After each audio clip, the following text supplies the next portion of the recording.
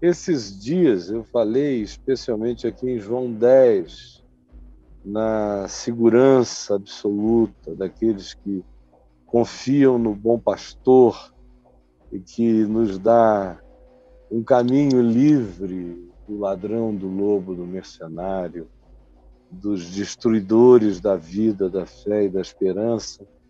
E Jesus diz que aqueles que o seguem têm uma relação pessoal com ele, aprendem a discernir a voz dele, o que é a palavra dele e o que não é, por isso se defendem dos que chegam com os poderes da fantasia e do engano.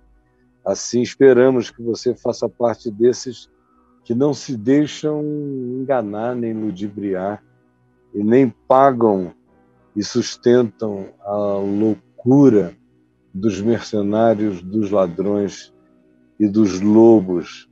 Aí ontem nós vimos aqui na sequência, aliás, anteontem, a gente continuou olhando no mesmo texto sobre a segurança espiritual que Jesus dá, e aí nós chegamos ao dia de ontem, onde eu li para nós a partir do verso 29, e nós fomos até o verso 39, e ficou bem claro que no fim de tudo, conquanto a religião tem uma fixação enorme, toda hora se diz, então pegaram pedras para o apedrejar, o tempo todo. E eu expliquei as variações das pedradas. Ontem terminei no verso 39, que diz, nesse ponto procuravam outra vez prendê-lo, mas ele se livrou das mãos dele. Ele arrancou aquelas mãos de sobre ele, tirou, abriu, olhou na cara de cada um e passou. E eu falei que uma das coisas mais horrorosas que tem é quando chega esse dia em que Jesus sai tirando você de perto, porque você foi uma pessoa que muitas vezes, tendo sido repreendido, endureceu a cerviz. E aí o risco de que não lhe haja cura é enorme. E hoje nós vamos ler apenas os versos 40 ao 42, que diz novamente, acho interessante esses outra vez, novamente, nesse ponto, que são introduções recorrentes aqui nos evangelhos, especialmente no Evangelho de João, que afirma e enfatiza o que acontece por causa de alguma coisa, o que gera, e gera algo que merece ser descrito como uma virada de atitude. Nesse ponto, nessa hora, e agora aqui, novamente, é algo recorrente, porque não é algo que aconteça poucas vezes, ao contrário, toda hora Jesus está se retirando. Tem um novamente retirou-se, de vez em quando. Novamente retirou-se. Pessoas que são hostis à companhia de Jesus, gente que tem problemas com a presença de Jesus. Gente que, não tendo o que dizer, todavia, sente um desconforto brutal com o que Jesus diz, com o que Jesus faz, com o que Jesus ensina. E eu conheço cristãos batizados que adoram a igreja, mas não se sentem confortáveis com Jesus. O que denota que tem alguma coisa muito errada entre essa congregação que toma o nome de Jesus e Jesus, de quem a maior parte das congregações fogem. E ele se retira do meio delas, de modo que é um pessoal que sofre Jesus, que tem incômodos com Jesus, como vocês já devem ter percebido em diversas circunstâncias. E aqui está dito, novamente se retirou para além do Jordão, para um lugar onde João batizava no princípio, João Batista. E ali permaneceu. E iam muitos ter com ele naquele lugar deserto, e ouviam, e depois diziam, realmente, João Batista não fez nenhum sinal, nenhum milagre. Porém, tudo quanto disse a respeito deste Jesus era verdade. E eu quero falar rapidamente, bem rapidamente, porque a nossa ênfase hoje é a conversa com a Madeleine. Eu conheci esse texto nas minhas primeiras leituras do Novo Testamento, eu bati nele. Em 1973, eu bati, é um batente. Esse texto é um batente, especialmente para uma pessoa que vivia como eu vivia naquele mundo, com aquela gente. Era um mundo, na década de 70, que tinha ficado tomado por um espírito de milagre. Os crentes estavam, número um, esperando a volta do Senhor com base naqueles livros de roteiro, de mapeamento da volta de Cristo. Deu tudo errado. Todos aqueles best-sellers que foram vendidos aos milhões, você não encontra um exemplar deles porque deu tudo errado. Por exemplo, Agonias do Planeta Terra. Aí dizia que o Nasser, presidente do Egito, era um potencial anticristo. O Nasser morreu. Aí depois foi o Henry Kissinger, que era candidato a anticristo, o secretário das Relações Exteriores dos Estados Unidos, que costurava alianças de paz para todo lado, tentava diminuir os impactos da Guerra Fria. Pois bem, ele foi um dos candidatos. Pegavam o nome e botavam para cada letra a vogal ou a palavra, a letra correspondente em hebraico. Aí essas letras também têm equivalentes numerais. Aí viam qual era o equivalente numeral e se desse 666, o cara era o anticristo. E eles fizeram o pulso, ficaram ricos, ricos, ricos. Foram muitos os livros que fizeram isso. E a moçada corre de modo idiotado para ler o que Jesus disse que não seria daquele jeito, mas alguém vem e faz um rearranjo e promete algo novo e os crentes não aguentam. Naqueles dias, então, era uma avalanche de gente declarando o tempo todo a volta de Jesus segundo Hal Lindsey. E, por exemplo, que foi um dos que mais vendeu livros naquela ocasião. E havia outros também, mas esse foi campeão disparado de vendas. E aí a ênfase também era em grandes milagres. Por exemplo, eu me lembro que quando eu me converti, as pessoas não podiam morrer, porque se elas morressem, especialmente quando crentes morriam, outros crentes diziam: vamos lá para esse velório, para esse funeral, vamos entrar pela fé, vamos tomar esse velório pela fé, porque eles não têm fé para verem a ressurreição acontecer. E, meu Deus, quantas histórias trágicas e patéticas de rapazezinhos que entravam naqueles lugares onde havia caixões e mortos sendo velados e chegavam gritando em nome de Jesus textos de ressurreição, cantavam hinos de ressurreição, andavam em volta do morto horas e horas e horas dando comandos de ressurreição e ninguém ressuscitava e a culpa era da família que não tinha crido. E eles saíam dali falando e até colocando algumas reprimendas amaldiçoadoras sobre a família porque não tinha tido fé para crer na ressurreição do seu morto. E aí chegou uma hora, um pouco mais adiante desse tempo, em que eu perdi geral a paciência, queridos. Alguns visitavam a minha casa, eu perdi completamente a paciência. E aí, quando eu comecei a vê-los fazer isso, eu digo: não, olha, eu vou desmascarar vocês se vocês fizerem isso. Só aceito que vocês façam isso quando for o pai de vocês, a mãe de vocês, um irmão de vocês, um tio de vocês, uma prima, um primo. Aí podem ir lá na casa de vocês, na família de vocês, exortar a família de vocês e façam isso lá na casa de vocês. Vocês só fazem na casa de outros e de estranhos. Aí, conclusão, acabou a palhaçada. Porque quando se trata de fazer em casa, o pai já diz, para com isso, menino. A mãe já diz, vamos parar com besteira aqui. Respeita a tua avó que está morta.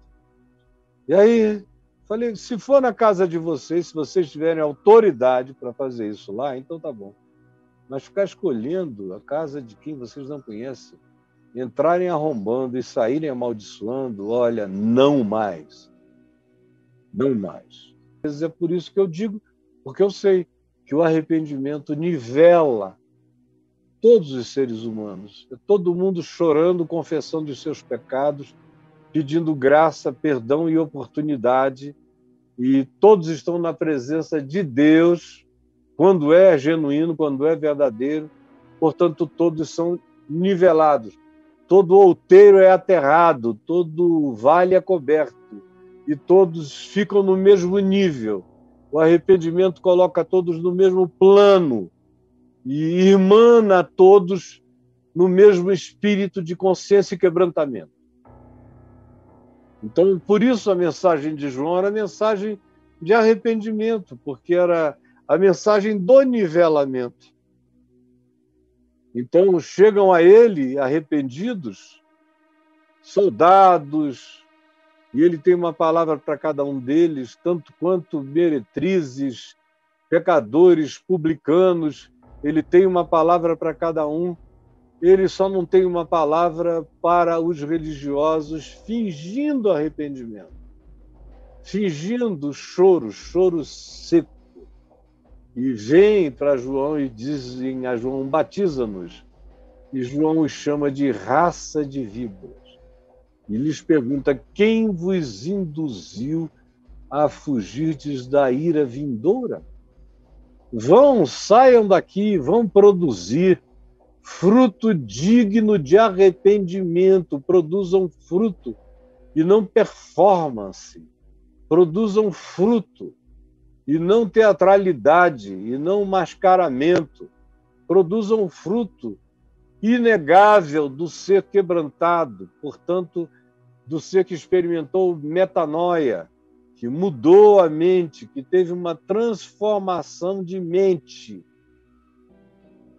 E então voltem para serem batizados, mas eu sei por que vocês estão aqui.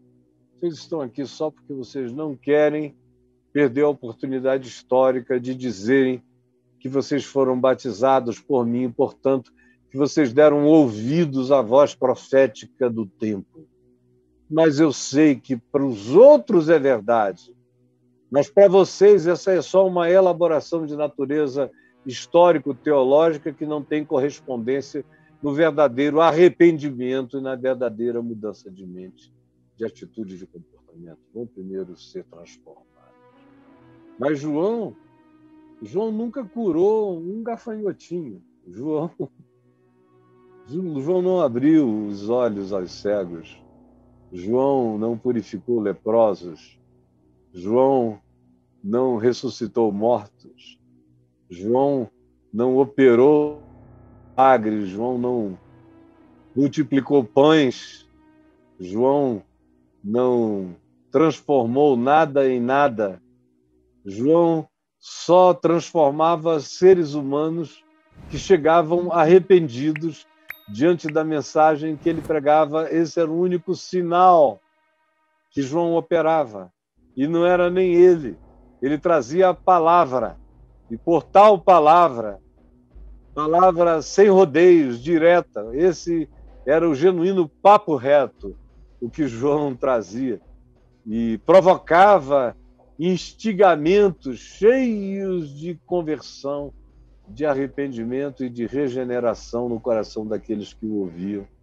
Por isso o procuravam para que fossem batizados por ele no Rio Jordão, mas ele propriamente nunca fez nenhum sinal. E eu tropecei nesse texto aí por setembro, outubro de 1973, e ele saltou da página, grandioso e poderoso para mim. Realmente, João não fez nenhum sinal. Porém, esse porém, não fez nenhum sinal, mas, porém, ou todavia, tudo quanto ele disse a respeito de Jesus era verdade. E era totalmente oposto ao que eu via acontecendo à minha volta, naqueles milagrismos intensos, aquela expressão histérica, histriônica, alardeante, totalmente incômoda nas suas manifestações de exagero, de fanatismo, e as afirmações que decorriam vinham cobrar se você já tinha falado em línguas, ou queriam saber em quanto tempo os demônios saíam quando você expulsava.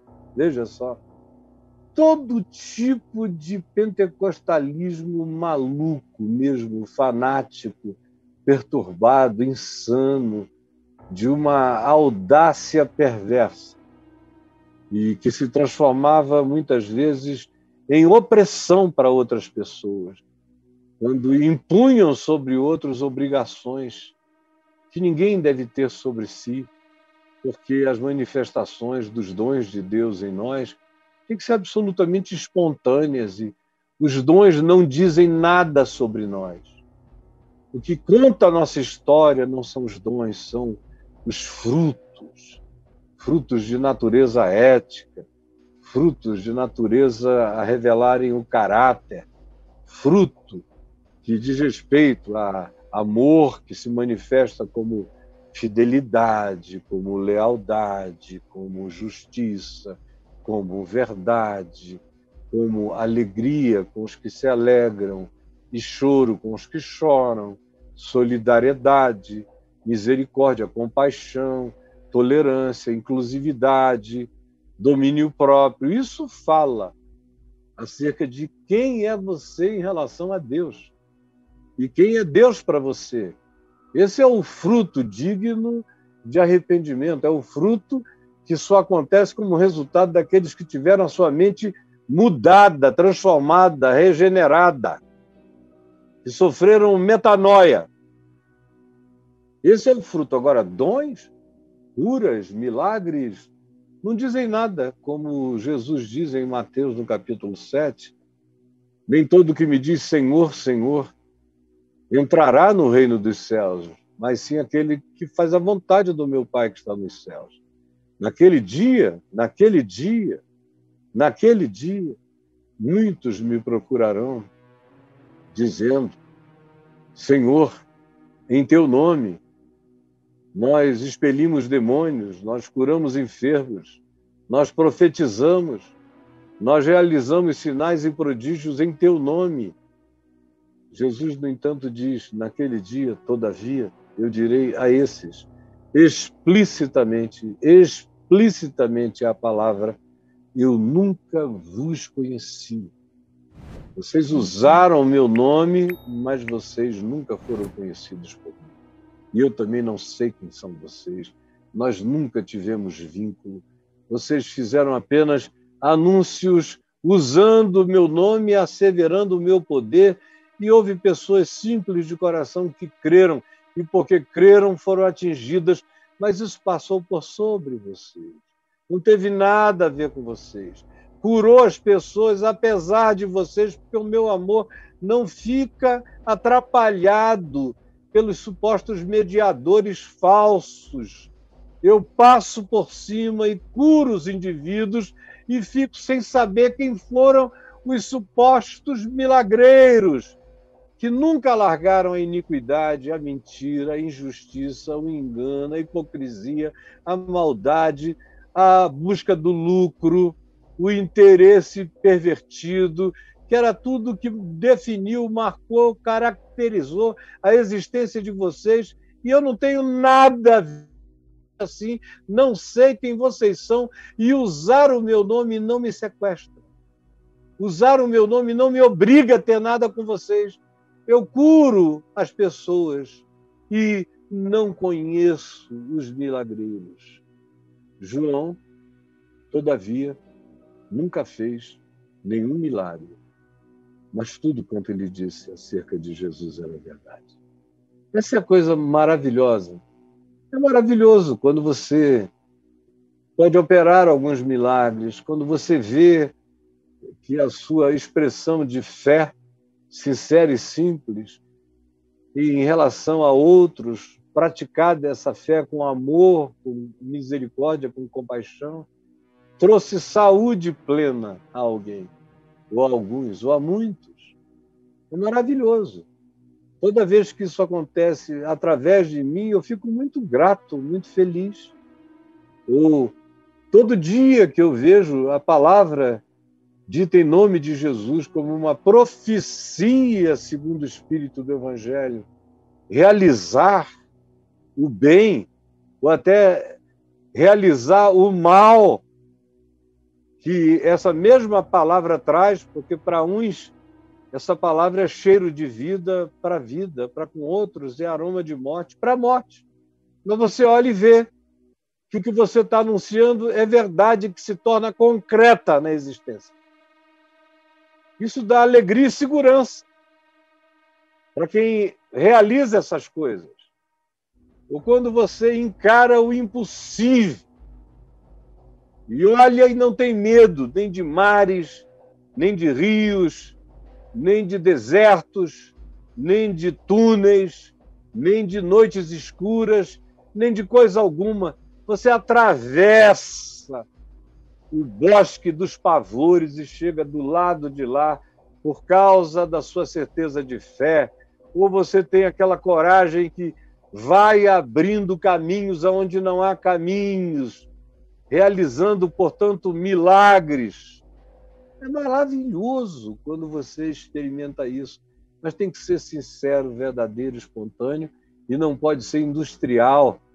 Toda vez que a gente tenta industrializar, dizer que é toda terça que acontece, ou toda quarta, ou toda quinta, marca a hora, faz isso tudo, logo, logo, mesmo que comece sincero, não vai demorar para se tornar algo completamente falso, estereotipado, mentiroso, sem nenhuma relação, com nenhuma forma de sinceridade que agrada a Deus. E aí não faz mal, Jesus passa por cima e cura os que foram ali buscando alguma coisa. Mas você, que é o suposto intermediário, fique sabendo. Isso aconteceu contra você e apesar de você, e tanto mais quanto você repita as coisas assim, mais juízo você está invocando sobre a sua cabeça.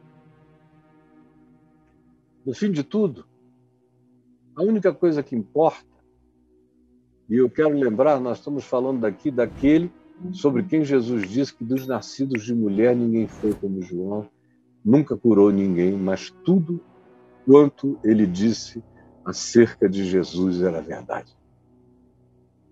Aí quando eu bati aqui, pá, eu caí de boca nessa alegria. Nessa alegria, meu Deus, eu caí de boca, né? Há praticamente 48 anos atrás, eu caí de boca. E eu disse, meu Deus, eu quero que tu me uses para que de mim vaze poder, todo tipo de poder, de graça, de milagre, de fé, de cura, de profecia, de tudo quanto seja benefício para a vida do meu próximo. Eu quero que tu me uses. No entanto, o que eu quero mesmo é que eu atravesse todos os dias da minha vida. E haverá, certamente, milhares de pessoas que poderão dizer: um dia o Caio orou comigo e Jesus fez isso, fez aquilo. Mas o que eu quero mesmo é que as gerações futuras, tanto quanto os meus filhos e os meus netos, e os meus bisnetos, e os que virão depois que eu já não esteja aqui, e que se refiram a mim, digam pelo menos isto: Caio não foi um homem de ênfase em sinais, nem em milagres, mas tudo quanto ele disse acerca de Jesus. Conferia. Era verdade. Acontecia. Todas as promessas do Evangelho que ele ensinou e nos ensinou a nos apropriarmos delas pela fé, eram verdadeiras, eram realizáveis, eram promessas que se manifestavam concretas, eram praticáveis pela fé, e o fruto que produziam era de natureza eterna. E as transformações eram regenerantes. E houve milhões de pessoas que se arrependeram, que tiveram pensamento, mudança de conceito, que converteram seus preconceitos à verdade do amor de Deus e praticaram isso com a humildade dos que foram regenerados, com a gratidão dos transformados. É isso que eu quero. E eu gostaria que todos os que estejam me ouvindo aqui, e os milhares que vão me ouvir em todas as outras horas depois desse momento, se ofereçam a Deus sem exagero, sem histeria, sem histrionismo, sem pentecostalismo, mas no espírito do Evangelho, no espírito de Jesus, no espírito de Paulo, no espírito de Pedro, no espírito dos seres que carregavam a graça e o poder de Deus, porém com discrição, semelhantemente a Jesus, que não ficava gritando na praça, nem se oferecendo, nem mandando fazer fila indiana onde chegasse. Ao contrário, ele tinha que ser puxado para que dele saísse poder, e frequentemente ele curava as pessoas tirando-as de lugares muito tumultuados e depois recomendando: não exponham a publicidade, porque ele sabia que os milagres podem facilmente falsificar o nosso entendimento.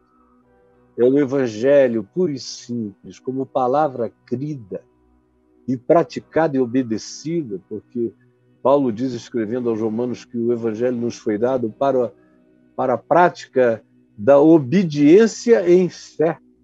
Da obediência em fé. Ou seja, é algo que precisa ser praticado. Se essa fé não for praticada, ela é morta. Se ela não for obedecida, ela é morta. Porque a fé sem obediência, sem prática, sem obras, sem fruto, é morta. Então, sobretudo, o grande milagre da fé é que em mim se manifestem os frutos de caráter, de ética, de saúde mental, espiritual, de alinhamento mental, emocional, sentimental, tudo sob a mesma alegria de amor quebrantado, focado em Jesus e no Evangelho, como era o caso de João, que tinha essa alegria e dizia: eis o Cordeiro de Deus que tira o pecado do mundo. Eu já ouvi a voz dele, agora convém que ele cresça e que eu diminua, convém que ele cresça e que eu diminua.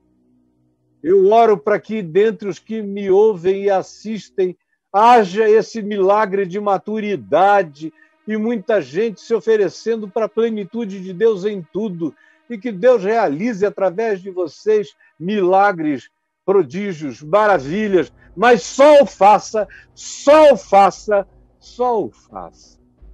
se vocês forem Joões Batistas, seres cujo privilégio grande e maior é passarem pela vida sem lorota contada em nome de Deus.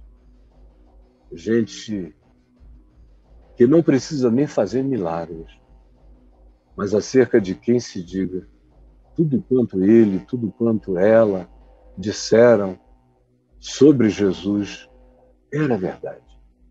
Foram pessoas que não falsificaram o Evangelho, que não deformaram Jesus, que descreveram Jesus com a beleza fascinante dele e que se alegraram com a alegria de tudo que o Evangelho produzia e nunca quiseram ficar entre Jesus e as pessoas, mas sempre disseram para as pessoas virem a Jesus. E tudo quanto elas disseram que em Jesus havia era verificavelmente verdadeiro pela fé. Era algo em relação ao que se podia apropriar, botar no coração e praticar na vida.